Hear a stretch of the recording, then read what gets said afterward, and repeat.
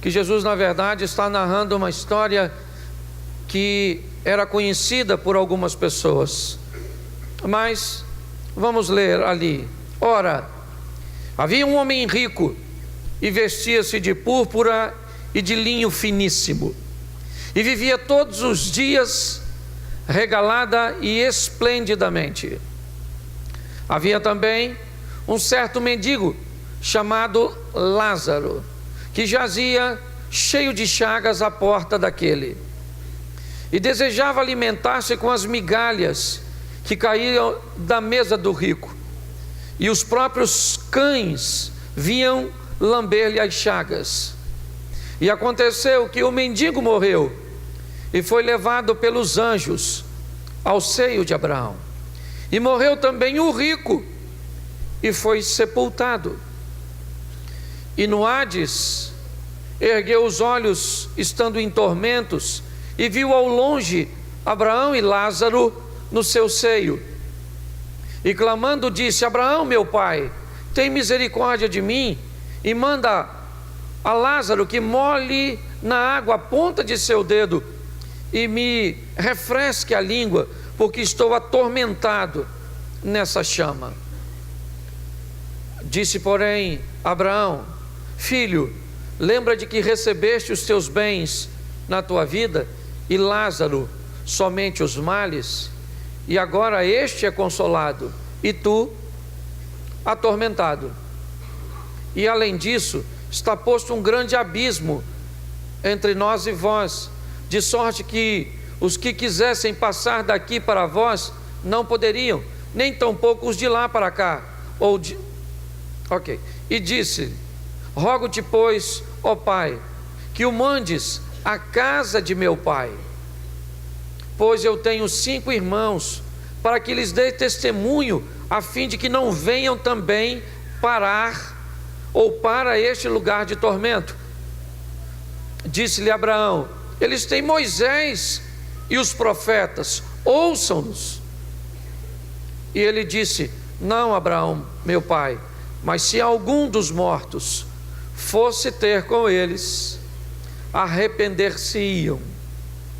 Preste atenção em mim aqui, que eu quero fazer algumas observações no texto em que lemos. Vamos trabalhar com uma visão de uma simples parábola, de uma ilustração usada por Jesus, por algo que, apesar de não ser real no contexto literal, ele tem uma mensagem a ser transmitida. Jesus quer passar algumas coisas aos seus ouvintes, e uma delas é: seja você rico ou pobre, seja você abastado ou necessitado, seja você indouto ou culto, seja você branco ou negro, seja você hétero ou homo, seja você quem for, você vai ter que se encontrar com a morte. A primeira coisa que nós vemos nessa história é que tanto o rico quanto o pobre, na narrativa de Jesus, eles morrem. Ou seja, todos nós, um dia teremos que passar por este caminho. Como disse Davi a seu filho Salomão: eu vou pelo caminho de todos os homens. Tema Deus e seja homem. Davi está dizendo: eu estou indo para a sepultura, como todo homem vai ter que passar por lá. Então a mensagem inicial de Jesus, ela tem a ver com a morte. E a morte de quem? De todos. Todos um dia vai ter que passar por lá. É muito importante nós entendermos a colocação de Jesus quando ele fala de um mendigo e de um rico. E por favor, não fique com a impressão de que para se entrar nos céus, para se ter um encontro com Deus, você precisa ser um doente, ser um necessitado, ser um miserável. Eu queria que você tomasse muito cuidado para não utilizar um texto de forma isolada, para não se estabelecer uma tese na sua cabeça formatada por apenas um texto. Todas as vezes que alguém vier trazendo para você uma tese a respeito de um assunto, saiba que se ela é baseada em apenas um texto isolado, ela não pode ser chamada de tese, porque ela precisa de mais, de um texto para que dê base ao pensamento. Então vamos lá, vamos, pastor, mas a Bíblia também diz que é muito difícil um rico entrar no reino de Deus. Mas Jesus também disse para o jovem rico: vai, vende tudo que tens, dás aos pobres, terás um tesouro no céu, vem e me segue. Mas eu quero lembrar a você também que Jesus entra na casa de Zaqueu, que se predispõe apenas a dar a metade de seus bens, se isso lhe fosse necessário, e continuar com a outra metade. E Jesus termina o texto dizendo: hoje veio a salvação a esta casa, porque também este é filho de Abraão. Precisamos ser maduros e entendermos que não há problema nenhum em termos recursos e bens materiais. O que precisamos entender é que os bens materiais e os recursos, eles não devem nos dominar. Somos senhores de nossos bens e não escravos deles. Então, por favor, a exposição que Jesus está fazendo, já eu vou fazer um paralelo com outro texto e você vai entender. Mas o que está acontecendo aqui são dois estilos de vida diferentes. O que faz Lázaro ir para o céu, ou está no seio de Abraão, como diz o texto ali, não são suas chagas, não são suas necessidades, não é isso. O que conduz a pessoa a ter um encontro com Deus é a presença do Cristo na nossa vida, pagando uma dívida que dinheiro nenhum pode pagar, certo? Temos que entendermos isso.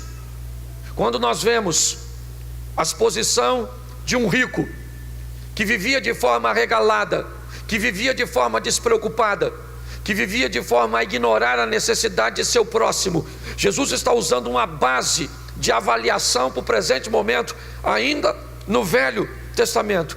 Gostaria de lembrar a você que no momento do texto, ele ainda não foi ao madeiro, ainda não morreu para pagar os nossos pecados. Então o que ele está descrevendo é uma pessoa abastada, regalada, próspera, que não se preocupa com as necessidades daqueles que estão à margem dele, próximos dele. E é isso que Jesus está dizendo. O que há no rico não é uma riqueza que o leva para o inferno, é um coração, certo? Que está distante de Deus. É isso que a história está contando. E os dois morrem. E o texto diz que e eu queria lembrar a você que quem conta a história é Jesus. A ilustração é dele. Então é alguém, não é um homem comum, é alguém que conhece como ninguém o outro lado. Então na descrição ele diz: no seio de Abraão está Lázaro. No Hades está o rico. O ambiente onde o rico está não é dos mais agradáveis, ele é de tormento. E uma coisa muito interessante nesse texto é que, apesar de morto e já numa outra esfera, o rico lembra de tudo. Ele sabe quem é Lázaro, ele sabe que ainda tem 5 irmãos nesta terra, ele sabe que teve a oportunidade, ele sabe o que precisa ser feito para não se chegar onde ele está. Segundo essa história, temos uma boa possibilidade de levar essa mente daqui para o inferno, quem for para lá. E talvez esse seja o maior tormento de quem for para lá. Lembra você chegando lá falando: o pastor falou que eu achei que era palhaçada, aquele dia que ele usou a parábola. Pensa, o tormento de você lembrar de todas as oportunidades que teve.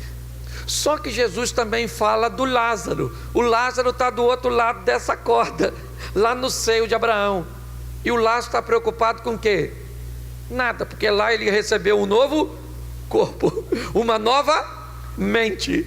O Lázaro está lá, feliz da vida. Fazendo o quê? Não sei, só vou saber quando eu chegar lá. Pastor, nós vamos ter celular, Coca-Cola, vamos ter isso, vamos ter... Eu não sei. Eu sei que o Lázaro está lá. E o rico olhou. O rico então falou com Abraão, falou: meu pai, se Abraão é pai dele, ele não deveria estar onde está. Ele diz: meu pai Abraão, fala para o Lázaro molhar o dedinho aí nessa... Olha que ele está vendo o Lázaro, ele está vendo a água, ele está vendo tudo, e não pode ir lá. Gente, eu vou falar uma coisa para você muito séria: não vá para o inferno não, que vocês vão me ver tomando água fresquinha lá no céu.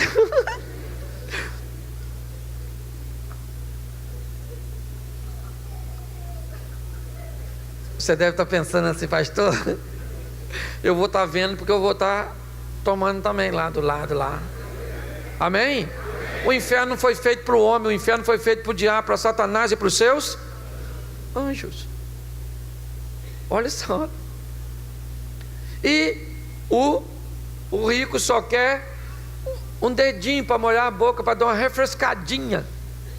E Abraão diz: olha só, mano, aqui é um abismo muito grande entre nós, não dá para ir para aí nem para vir para cá. Aí, olha que coisa fantástica do rico. Abraão, fala para o Lázaro então voltar lá, porque eu tenho 5 irmãos que está com o pé aqui já, que eles também não acreditam igual. Então fala para o Lázaro para dar um pulinho lá. O cara vira evangelista no inferno. Isso que é beleza. Se converteu. Só que não dava mais tempo. Porque se você pensa que não vai ter conversão no inferno, tu está muito enganado. O inferno é lugar de conversão. Sim, só não dá mais tempo. Mais tempo, mas vai converter. Lá no inferno você vai saber Jesus e o Senhor, e esse chifrudo, o tormentador. Eu nem acreditava que ele existia. Pois é, querido, mas existe. Levou você e você se lascou. O mais legal na igreja é você botar as pessoas no inferno e ela ri. Estou brincando, logicamente. Mas escute só. Abraão disse: não, eles têm Moisés e os profetas. Mas o rico diz: não, se Lázaro voltar dos mortos e pregar para eles, eles vão acreditar. Eu não posso te garantir que essa história foi contada em Betânia, mas que eu vou dar um pulinho com você na cidade de Betânia para ver Jesus ressuscitando um outro Lázaro, e não mais um fictício, um Lázaro real. E vamos ver se depois de 4 anos voltando dos mortos, ou de 4 dias voltando dos mortos, os ouvintes querem acreditar. Você pode abrir sua Bíblia, João capítulo 11.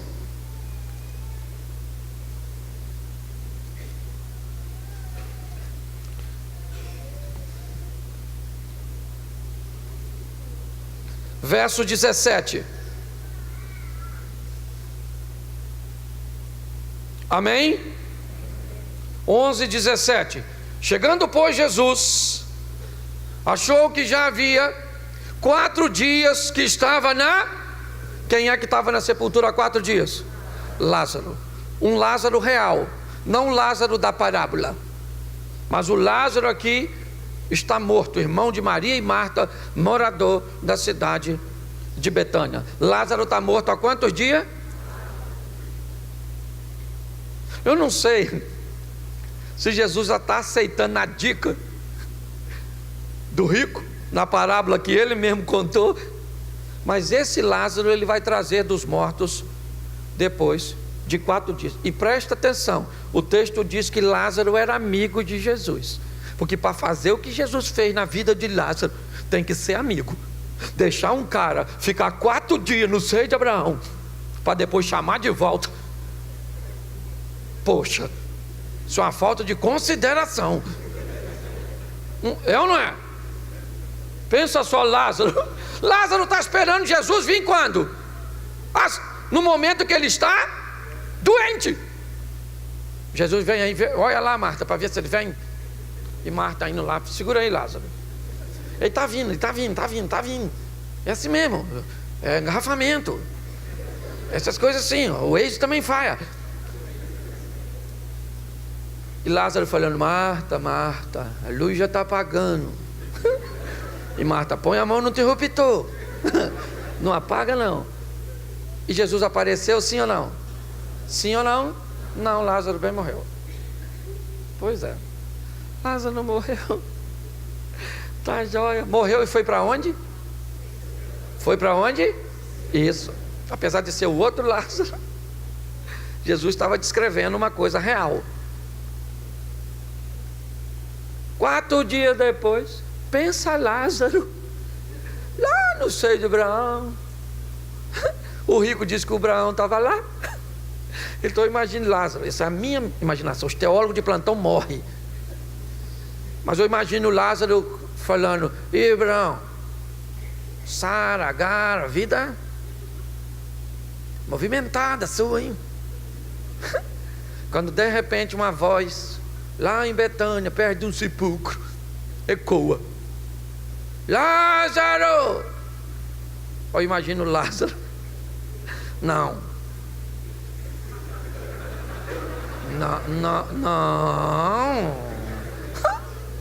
Lázaro, eu conheço essa voz. Lázaro! Ô seu anjo, fala com ele, pô. Só vim passar 4 dias aqui, era só o carnaval? É, na verdade, é só um feriado prolongado. 4 dias morto. Jesus ressuscita Lázaro, sim ou não? Sim ou não? Sim. Então agora vamos ver se o que o rico falou é verdade. Agora a multidão vai ter de volta um homem que morreu há 4, que pode trazer consigo um testemunho do que existe do outro, que segundo o rico, se isso acontecesse, todos acreditam. Vamos ver então se isso é verdade ou não.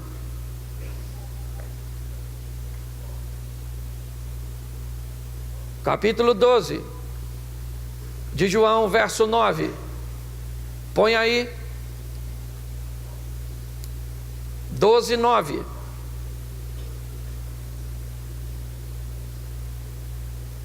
E muita gente dos judeus soube que ele estava ali, ele, Jesus, e foram não só por causa de, mas também para ver quem? A quem? Dos. Então até o presente momento a informação do rico é positiva. O pessoal já não está mais só atrás de Jesus, também está a fim de dar uma olhada no Lázaro, porque o Lázaro morreu e... Ok, põe o verso 10. E os principais dos sacerdotes tomaram deliberação também, ou deliberação para matar também a... Presta atenção, o cara volta. Tudo bem que Lázaro não tem mais medo de morrer, é ou não é? Eu imagino, quer matar? Aí Jesus, por favor, 2 vezes, agora eu vou. Escute só, segundo o rico, em Lucas 16, se um morto volta para pregar a palavra dele é uma palavra com tanta propriedade que vai haver total aceitar. Isso não é verdade. Me parece que na parábola Jesus abre uma oportunidade, mas na história do Lázaro ele transforma a oportunidade em realidade. E o que acontece? Ainda tem gente que não quer aceitar. Aliás, eles só querem matar a Lázaro. Põe o verso 11. Porque muitos dos judeus, por causa dele, iam e criam em Jesus. Olha só, o que eu quero falar com vocês nessa história para fechar essa mensagem? Que o que Deus tem feito ao longo de toda a nossa vida é estender a mim e a você a possibilidade de salvação, a possibilidade de conserto, de reorganização de nossa vida, de nossa história. Apesar de toda a vida promíscua que muitas vezes levamos ao longo de nossa história, de todas as coisas que fomos capazes de camuflar para que ninguém soubesse, e que se Satanás pudesse, faria com que isso fosse elucidado para envergonhar a nossa vida, a nossa história. E Deus, por sua misericórdia, nunca permitiu que isso acontecesse, nos oferecendo sempre uma possibilidade de reorganizarmos nossa vida, de nos reposicionarmos. Mas a verdade é que muitos creem e mudam de vida, mas tem gente que não quer mudar, que a oportunidade lhe é concedida, que uma vida com Cristo é com certeza a melhor vida que um indivíduo pode obter, uma vida de liberdade, uma vida de prazer e muito prazer, concentrado em decisões assertivas, em posicionamentos corretos. Quando eu vejo Jesus transformar basicamente uma parábola numa realidade, para dar a oportunidade às pessoas de ouvirem que há uma vida do outro lado, de alguém que eles sepultaram, que Jesus não estava presente e que eles sabiam. Marta diz: não mexa com isso, Jesus, já está cheirando mal, meu irmão já está entrando em estágio de decomposição. Não havia sombra de dúvidas de que Lázaro estava morto, mas Cristo traz ele à vida para dar a oportunidade às pessoas de ouvirem uma realidade com o propósito de salvá-las. Eu não acredito na perda da maioria, eu não acredito. Mas para mim, como pastor, qualquer perda é perda. Qualquer margem para mim hoje se tornou muito alta. Olhar para pessoas que constroem comigo uma igreja, olhar para pessoas que eu sei que são seres humanos como eu, que têm suas demandas, suas fraquezas, suas necessidades, e eu fico me perguntando: sei que eu não vou ter essa preocupação, porque terei lá uma nova mente, um novo corpo. Pastor, por que é que o senhor fala tanto assim, com a possibilidade de o senhor estar e alguém não? Não há possibilidade de o senhor não estar. Sim, a Bíblia diz: aquele que está de pé, cuide para não cair. Mas o que eu queria que você saísse daqui hoje, primeiro dia da semana, é se perguntando: quantas oportunidades Deus já te deu? Quantas chances Deus já nos deu? Quantas chances Deus tem nos dado? O que nós vamos fazer? Vamos lá e vamos crer em Jesus? Ou vamos querer matar, destruir, aniquilar? Porque uma das piores coisas de que não ser fiel, do que não ser fiel, sabe o que é? É ver alguém sendo. Alguém já parou para você e disse assim: pastor, lá no meu trabalho, eu sou cristão. As pessoas contam suas histórias, fazem as suas coisas, expõem seus temperamentos agressivos, fazem negócios escusos, conversam de mulheres e relacionamentos extraconjugais. Eu não falo nada, pastor, eu fico na minha. E mesmo assim as pessoas não gostam de mim. Às vezes falam contra mim, que eu quero ser um santarrão. Mas eu não julgo eles, pastor. Você julga eles sim. Quando o seu comportamento assertivo, quando você mostra que uma bebida alcoólica não entra na sua casa, quando você mostra que depois do trabalho você vai direto para casa porque tem uma família te esperando, quando você mostra que a sua fidelidade financeira tem aberto portas para você, inevitavelmente isso traz acusação sobre as pessoas que não conseguem fazer dessa forma. E você, com essa postura, mesmo calado, você passa uma mensagem para elas. Qual mensagem é? É possível viver diferente do que você está vivendo. É possível caminhar próximo de Deus. As possibilidades, elas estão abertas. Eu tenho refletido muito sobre isso, sobre o que Deus tem feito pela minha vida, como a misericórdia de Deus tem me dado chances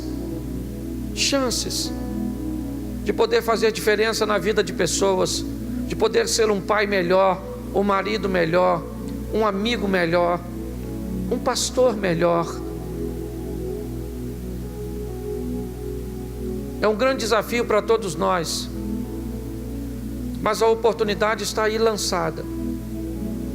E eu tenho descoberto que o importante não é simplesmente o que ouvimos, mas sim o que vamos fazer com aquilo que ouvimos. Transformar as informações em ferramentas que faça com que a nossa vida progrida de uma forma tão intensa que as pessoas possam olhar em nós e ver um Cristo vivo que mudou a história da nossa vida, do nosso casamento, da nossa casa. Nunca cobre de você um preço que você não pode pagar. Entenda que há em você fraquezas, limitações, mas que há em você a presença do Espírito Santo. Não seja tolo de achar que em apenas um recipiente está posto tudo de bom. O homem tem o sopro de Deus e o pecado. Dois ingredientes extremamente diferentes, oriundos de fontes diferentes. Em você tem muita coisa boa, em você tem muita coisa ruim. Em todos nós. Por quê? Porque em mim e em você tem o sopro de Deus, mas em mim e em você tem o pecado da carne. Vamos aprender a conviver, e é só isso. Eu não sei se você já reparou,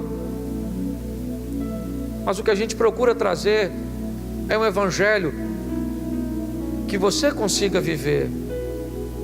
Um evangelho que primeiro não traga para você substituições,